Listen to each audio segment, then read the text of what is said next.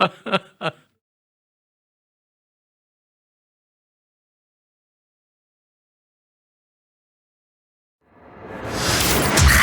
J. Pont-Neuf, Shlomo Malka. Radio J.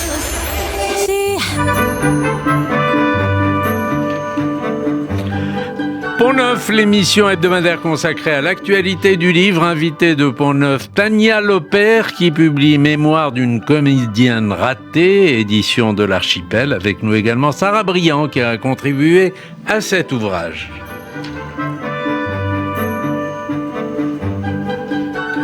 Tania Lopère, bonjour. Bonjour. Je suis ravi de vous recevoir. Vous avez eu une vie fabuleuse. Vous avez connu tous les grands noms de l'histoire du cinéma. Vous avez été comédienne. Vous avez fait du théâtre. Pourquoi diable ce livre qui retrace une vie intense, une vie très riche, une vie échevelée, vous l'avez intitulé « Mémoire d'une comédienne ratée ». Parce que je trouve qu'il faut avoir l'humour sur soi-même. Et j'aime beaucoup ce titre. Toutes les comédiennes racontent des choses assez... j'ai fait ça, j'ai fait ça, j'ai fait ça. C'est pas intéressant. Ce qui est intéressant, c'est les autres. C'est ce que les gens qu'on peut rencontrer et leur vie. C'est pas uniquement soi-même. C'est un peu ennuyeux. Sarah Briand, vous qui avez aidé à porter ce projet, vous trouvez bien le titre, s'il vous plaît ? Bien sûr, parce qu'il est à l'image de Tania, qui a effectivement, comme elle le dit, beaucoup d'humour. Et c'est vrai que les comédiennes ont tendance à plutôt vouloir non pas se mettre en avant, mais avoir une image un peu assez positive d'elle-même. Et c'est vrai que Tania, on le voit tout au long du livre, n'hésite pas à s'égratigner elle-même, à dire un petit peu ses faiblesses, ses failles, et tout en disant que finalement, elle est une sorte de petite souris dans cette grande histoire du cinéma. Et elle a traversé des années et des années de cinéma, du cinéma hollywoodien jusqu'à aujourd'hui. On va le découvrir dans le livre. Et elle n'hésite pas à se mettre plutôt dans l'ombre, alors qu'elle a, on va le voir dans ce livre, une carrière exceptionnelle et une vie flamboyante. Alors, restez avec nous pour accompagner Tania Lopère. D'ailleurs, je vous recevrai un jour pour votre livre sur les justes. Vous avez un aïeul qui a été injuste et vous avez fait un livre là-dessus. Je tiens absolument à vous recevoir sur ce livre. Tania Lopère, votre père est né en Lituanie. Il parlait plusieurs langues, dont le yiddish d'ailleurs. Il est arrivé en France à l'âge de 18 ans avec une extraordinaire énergie qui vous a transmise. Oui, enfin je ne sais pas si c'est lui qui a transmis son énergie. Il était surtout un joueur. Moi je ne sais pas si je suis une joueuse, mais en tout cas lui, il avait peur de rien. Il est arrivé en France parce que ses parents, il a fait ses études en France, il a fait ses études en Belgique, il est devenu ingénieur du son.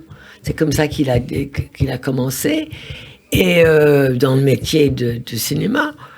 Et il avait peur de rien. Il savait qu'il allait mourir jeune, et il a profité de la vie dans tous les sens du terme.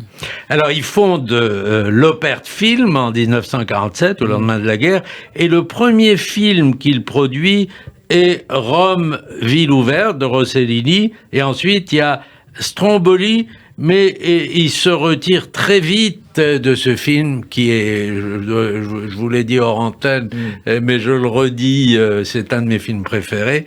Mais pour quelle raison il a abandonné ? Parce qu'à l'époque, vous savez, il y avait des scandales, et le grand scandale à l'époque, enfin moi j'étais pas... C'est dans quelle année ? 47. 47, j'étais vraiment un bébé.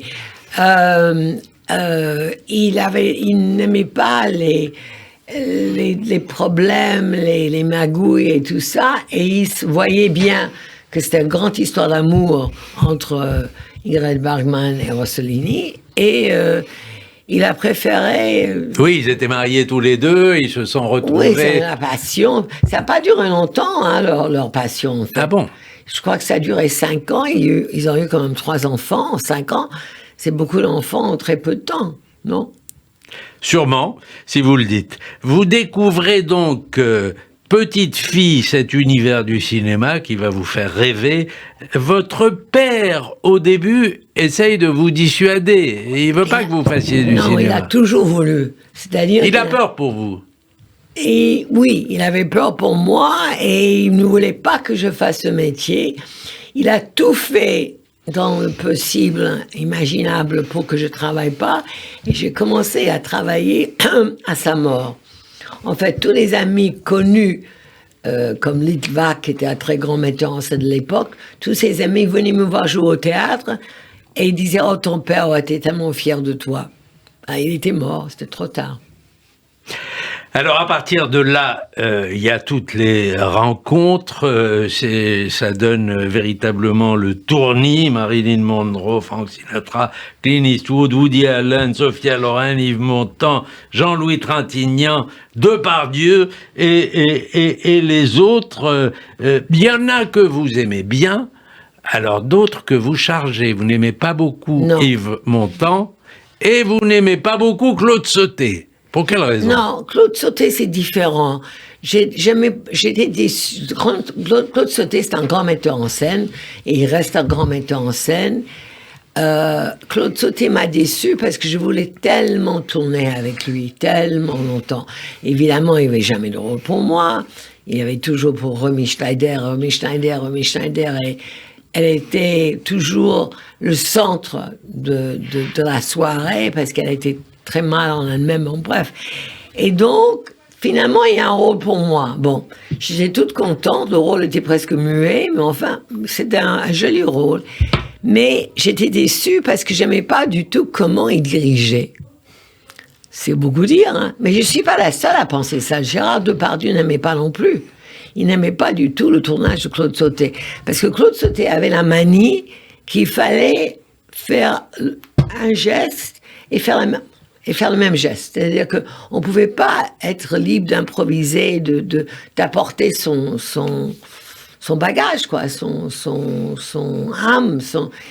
Tout était très, très, très, très rigide. Et moi, j'aimais pas ça. Et puis, il a fait quelque chose qui m'a beaucoup déplu. Qui était stupide en fait. Il y avait une scène où je devais brûler, ma perruque devait brûler, et ils auraient pu prendre un cascadeur. C'était ridicule que je prenne un risque, et c'était un risque. Et le jour de tournage, j'avais tellement peur, parce que j'ai peur en plus du feu, et il n'a pas entendu, moi j'ai pas entendu couper. Et il hurlait, coupez, j'ai pas entendu. Finalement, il a commencé à hurler après moi parce que j'ai pas écouté le couper. Alors, et Montand, vous ne l'aimez pas parce que vous considérez qu'il est suffisant, Montand, non. Il est ramenard, Non, Yves Montand, c'est autre chose. Yves Montand, comme j'étais mariée dans la famille Montand-Signoret, à l'époque, je l'ai vu se comporter d'une façon... comment on peut dire ça?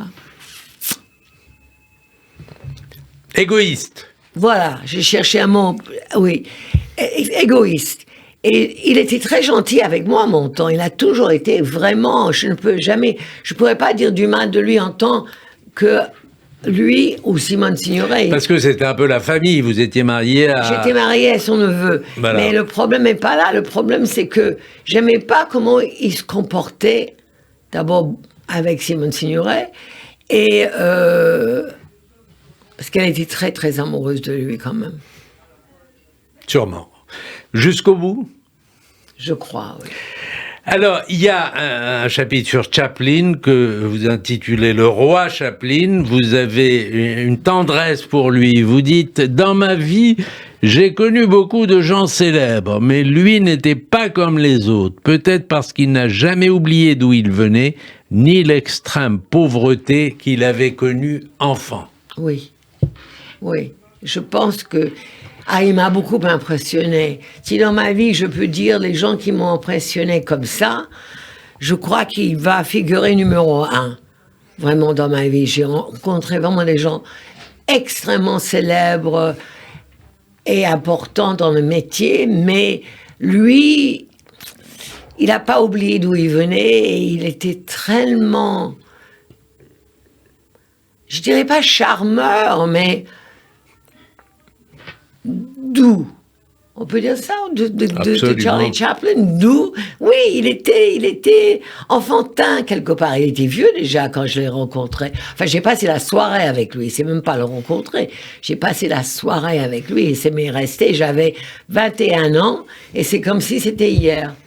Alors avec Costa Gavras aussi, c'est une grande amitié. Oui. Oui, Costa Gavras, c'est une... Oula, attention, oui. Costa Gavras, c'est une amitié de 60 ans. Je suis la marraine d'un de ses enfants. Je considère sa femme comme ma sœur, comment dire, ma sœur imaginaire. Ma sœur, j'aime beaucoup Michel Gavras. J'aime beaucoup ces gens, ils sont très... C'est ma famille, quoi. C'est des gens qui sont très proches de moi. Et vous aimez ses films aussi. Et j'aime beaucoup ses films. Sarah Briand, quel est, puisque vous avez aidé à porter ce projet, quel est le portrait le plus réussi pour vous ? Ouh là là, difficile question. Pour moi, écoutez, ça va être peut-être... Celui qui vous a le plus touché. Je vais vous dire, celui qui m'a le plus touché, en fait, c'est le portrait de Tania, qui est en creux de tous les portraits du livre. Parce qu'elle a rencontré, comme vous le disiez, la Terre entière, de Marilyn Monroe. Enfin, pour moi, c'était vraiment fascinant d'entendre toutes ces histoires, parce que Tania, toute l'histoire était là, cette vie flamboyante. Elle avait déjà écrit beaucoup de choses, et on a essayé de remettre un petit peu en ordre pour en faire ce livre. Mais tout était là, tous les souvenirs étaient là, toutes les histoires étaient absolument incroyables. Et c'est vrai que moi, ce qui m'a le plus touchée, finalement, c'est l'histoire de cette petite fille qui a grandi dans une famille qui ne s'occupait pas beaucoup d'elle. Son père qui jouait au casino, au poker, etc., qui était très flamboyant aussi, d'une mère qui l'aimait, mais à sa façon. Et cette petite fille m'a beaucoup touchée parce que c'est une petite fille qui avait envie de faire du cinéma, qui rêvait devant ces immenses stars qu'elle côtoyait petite, et qui, toute sa vie, a cherché aussi l'amour de ses parents, l'amour dans les personnes qu'elle rencontrait, qui avait envie d'être connue, mais aussi reconnue par les gens qu'elle côtoyait. Et c'est ce portrait-là qui m'a le plus touchée parce qu'encore aujourd'hui, à 80 ans, on peut dire son âge, elle le dit dans le livre, c'est encore une jeune fille qui a toujours cette curiosité, qui a toujours cet humour, qui a toujours cette foi en le cinéma et qui a toujours cet amour pour le cinéma et ce jeu et voilà et ce portrait-là de cette jeune fille qui est encore en elle et qui doute toujours alors qu'elle a une carrière extraordinaire, c'est vraiment le portrait qui m'a le plus touchée. Merci. Et puis j'ajoute qu'il y a un côté, il y a aussi un engagement qu'on découvre dans le livre. Il y a un chapitre où il est question d'un tournage d'Alain Resnais en pleine affaire Goldman, Pierre Goldman.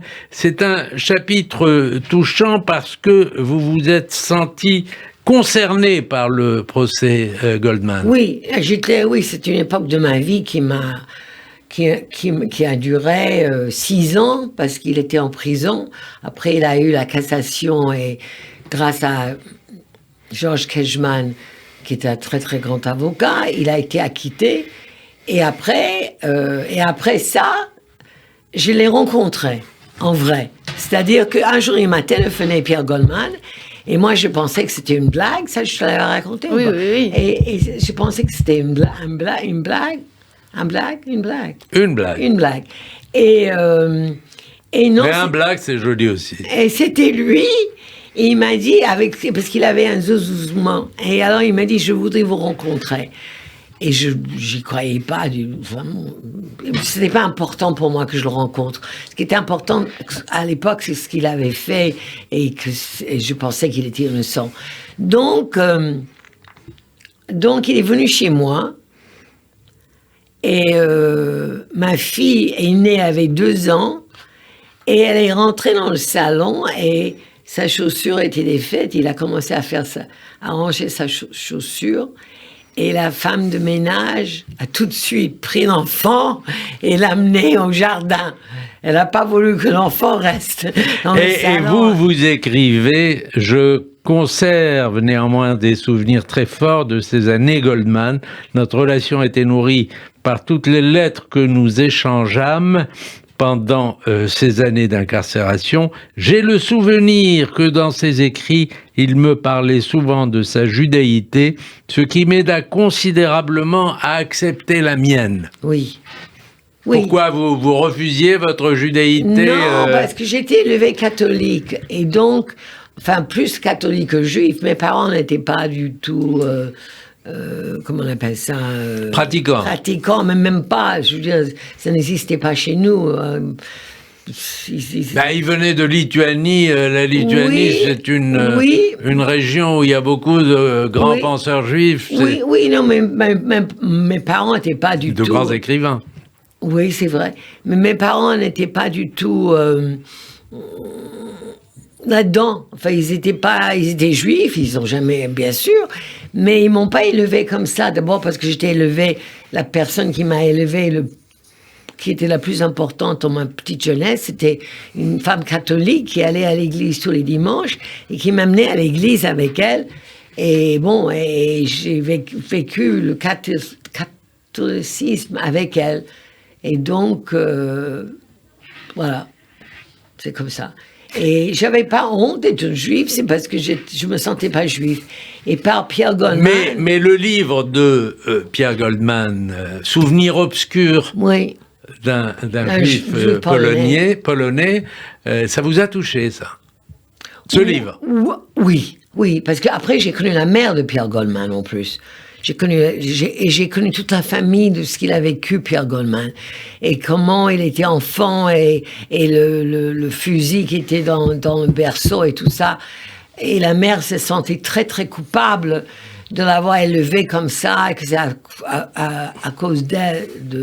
Et vous parlez aussi de Régis Debray à l'époque, qui s'est beaucoup battu. Oui, Régis Debray, j'avais beaucoup d'admiration pour lui. Je trouvais ça un homme brillant. Et je me sentais très, très bête devant lui, parce que je n'avais pas du tout cette culture, bien sûr. Et j'ai appelé Régis Debray un jour en disant « Je voudrais aider Pierre Goldman ». Et c'est comme ça, j'ai pris un café avec Régis Debray. Il me dit « Qu'est-ce que vous pouvez faire pour Pierre Goldman ?» Je dis « Je ne sais pas, mais je voudrais l'aider ». Alors, il y a un portrait de Romy Schneider aussi, qui s'appelle Malheureuse Sophie, c'est ça? Enfin, vous racontez en tout cas comment elle a voulu à tout prix jouer dans La Passante du Sans Souci. C'était très important, et ça a été son dernier film. Oui, parce qu'elle était elle était opérée de la... Du rein, merci, du rein. Oui, elle connaît mieux Romy Schneider que moi, parce qu'elle a fait un très beau livre sur Romy Schneider. Ah bon? Oh là là, mais... Très, très bon livre. Il faut que vous reveniez, Sarah. Non, mais c'est comme ça que nous nous sommes rencontrés. C'est pour ça que c'était un petit clin d'œil, voilà. Oui. Donc elle était malade. Elle était malade, et avec mon ex-mari, nous sommes allés la voir à l'hôpital américain. Elle était allongée, en train de fumer une Marlboro Light, belle comme elle était. Et tout d'un coup, mon ex-mari lui a dit... tu ne feras pas le film, c'est Hannah Sugar qui va le faire à ta place, parce que tu seras jamais guérie à temps. Et elle s'est levée, carrément. Vous savez, il y a longtemps de ça, parce qu'elle est morte il y a, je ne sais même pas combien d'années. Elle s'est levée comme ça du lit. Personne ne fera le rôle que moi. Je l'ai mis de mal. Mais avec... Mais vous dites, c'était une question de survie pour elle. Oui, je pense. Pourquoi? Parce que survie, qu'elle ne voulait pas qu'une autre comédienne, qu'à l'époque était une comédienne connue... Non, mais ça remuait des choses en elle, le film, non? Vous ne croyez pas? Je ne pense pas que c'est ça. Sarah, vous ne pensez pas que vous avez écrit? Oui, sans doute, ce film était particulier parce que c'est elle qui l'avait voulu, c'est elle qui avait lu la nouvelle de Joseph Kessel et qui avait voulu faire ce film. Mais c'est vrai, comme le dit Tania, c'était aussi une histoire de fierté aussi. C'était son rôle et elle n'envisageait pas qu'une autre comédienne puisse la remplacer. Surtout Hannah Sugar. Surtout Hannah Sugar, oui. Qui n'était pas une femme très gentille, entre parenthèses. Oui. Il y a un portrait de Depardieu tel qu'en lui-même, excessif. Ah non, mais Depardieu, je l'ai connu, il était figurant. Alors, Depardieu, je le connais vraiment d'une façon, depuis combien d'années maintenant? Attends, pas 60 ans, mais attends, je suis en 50 ans. Je connais Depardieu depuis 50 ans. Il est arrivé sur un plateau, il n'avait pas de phrase à dire, il mangeait un sandwich, et j'ai dit à Simone Signoret, qui jouait le rôle principal dans le film, regarde, ce garçon, il est incroyable. Et elle me disait, mais non, il est gros. Je dis, mais il est gros, il est peut-être gros, mais c'est un grand acteur. Et elle n'était pas comme moi, convaincue. Et on a tourné quelques jours ensemble, et je voyais, ce génie. Il avait vraiment non, mais vous n'allez pas arranger ses affaires, parce que vous racontez une scène quand même un peu croquignolesque. C'est laquelle? Quand il disait qu'il bandait pour la caméra? Oui. Ah oui, moi j'ai cru qu'il bandait vraiment pour la caméra. Je n'ai jamais pensé une seconde que c'était pour moi, mais jamais. Que j'ai même demandé à Marco Ferreri comment on faisait, comment s'appelle l'actrice italienne? Je vois sa tête. Tu vois que je veux dire qu'il joue dans le film Marco Ferreri, mais qui est une actrice très connue. Dans La Grande Bouffe. Non, comment elle s'appelle cette actrice? Son nom va me revenir. En tout cas, il n'a pas bandé avec elle. Il ne bandait pas avec les belles femmes, mais moi, avec moi, il bandait. Non, mais il vous demande de vérifier que c'est vrai. Non? Non. Non, ah bon, pardon. Vous exagérez. Pardon, non. Enfin, j'ai lu le livre, hein, je sais rien d'autre. C'est peut-être ça. Non, moi je n'ai fait que... Sarah. Elle a raconté, c'est elle qui a raconté. Léa Massarich, c'est ça? Non. Non. Alors, je ne sais pas. Sergio, à l'aide. Bon, alors attendez, qu'est-ce que vous disiez, Sarah? Je vous ai interrompu. Peut-être Sarah, non, j'ai oublié, peut-être. Oui. Je perds la tête aussi. Oui. Quelle est votre plus grande réussite en matière de film et en matière de théâtre? À vos yeux. Ma plus grande réussite, c'était déjà de monter sur une scène de théâtre avec des rôles principaux, des rôles énormes, quand on n'est pas française.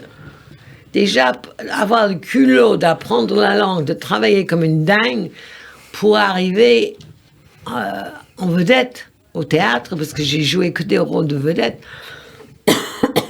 Et j'ai eu un grand succès avec Claude Brasseur dans une pièce qui s'appelle Les Jeux de la nuit, qui a joué 500 fois. Et pour moi, c'était mon grand souvenir de grand bonheur, cette pièce. C'est pas Ornella Muti, votre... Voilà, merci Sergio. Eh ben voilà, on a trouvé. Eh ben l'émission s'achève. J'ai été ravi de vous recevoir, Tania Lopère, et votre livre s'appelle Mémoire d'une comédienne ratée. C'est paru aux éditions de l'Archipel. Et Sarah Briand, j'étais très heureux de faire votre connaissance et j'espère qu'on reparlera ici même de votre livre qui s'appelle comment? Le roman, c'est Les Pépins de Grenade.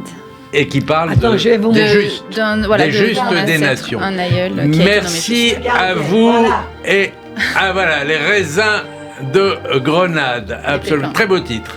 Et on verra le sens de ce titre quand je vous recevrai. Bon dimanche à tous.